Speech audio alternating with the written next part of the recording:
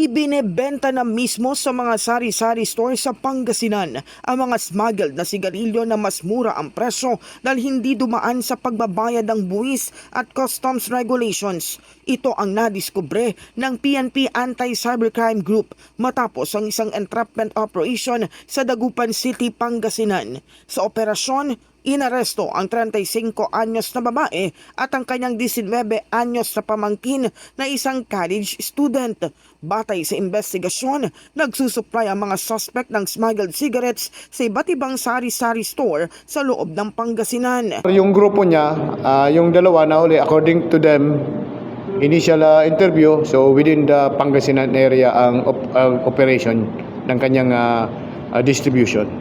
Initially, since November, medyo lumaki na ang kanilang distribution ng sigarilyo. Mahigit 200 reams ng puslit na sigarilyo ang nasamsam ng mga otoridad na tinatayang nagkakahalaga ng 125,000 pesos. Lumabas sa investigasyon na maliit lamang ang unang operasyon ng mga sospek, ngunit simula November 2025, pinalawak nila ang operasyon matapos mapansing mas malaki pala ang kita online na bentahan ng smuggled cigarettes. Gumamit umano ang mga sospek ng mga pekeng Facebook account at sumali sa mga online buy and sell groups para mas makakuha ng mas maraming kliyente. Nahaharap na ang mga suspect sa iba't ibang kasong paglabag kabilang ang Customs Modernization and Tariff Act, ngunit agad ding nakalaya matapos makapagpiyansa.